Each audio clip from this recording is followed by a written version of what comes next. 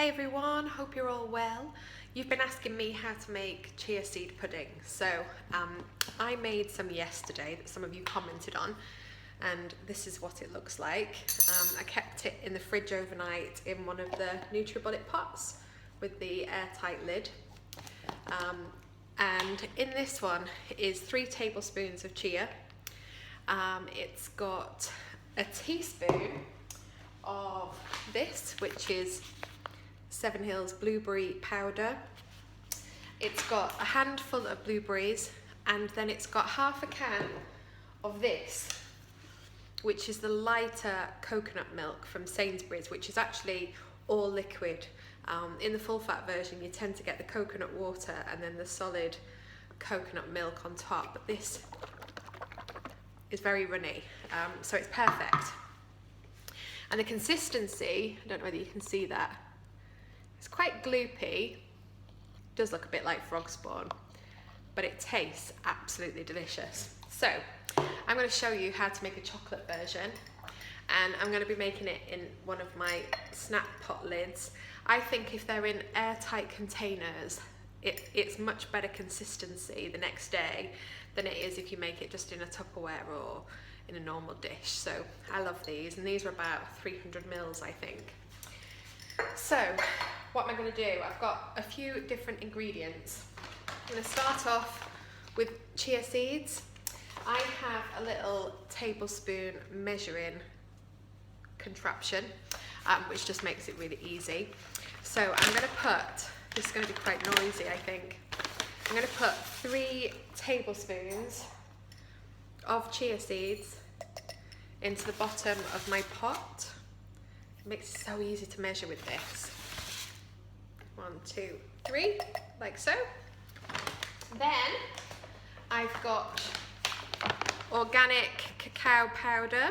Again, this is from 7 Hills. So I just take 1 of these of the cacao powder. Now if you're using normal cocoa powder, slightly more calories in it, slightly more macros, so you probably want to just put a teaspoon in, but that goes into the pot as well. I'm then adding this, it's called lucuma powder. It's a substitute really for maple syrup. It's a vegan product, and from a macros perspective, a lot less sugar content, but it's really good for you. It's a superfood. So for that, I'm just going to do a teaspoon of the lucuma powder. So quite a heaped teaspoon. Throw that in, and then just to sweeten it a little, the lucuma powder is quite sweet, but because I'm using almond milk in this one rather than coconut milk, I add some of this, which is coconut sugar. You could use honey if you wanted to,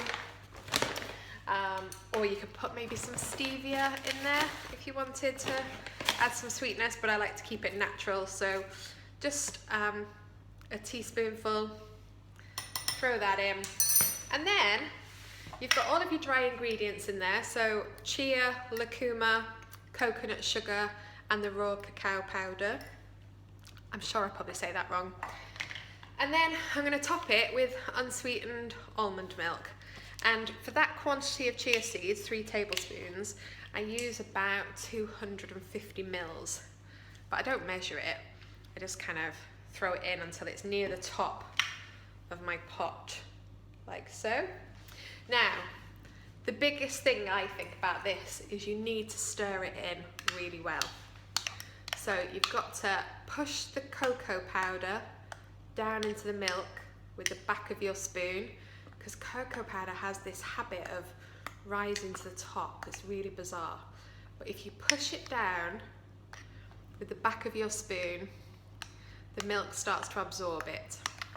And you need to get those chia seeds alive and moving around, otherwise they'll just settle at the bottom and they don't fully absorb the liquid properly. So give that a really good stir, get it all moving around, and then that goes in the fridge overnight. It lasts for 2 or 3 days, so you don't need to use it tomorrow. And what I do is give it a little shake, but then also sort of this evening time, I'll just open it up, stir around the chia seeds again. It'll be much thicker later on, and that just kind of gets it all moving again. And that's it. And it's really delicious. You can heat it up or have it cold, top it with raw cocoa nibs, maybe some goji berries, fresh berries, whatever you fancy really. And it's great for breakfast or for lunch packed with superfoods. Boom!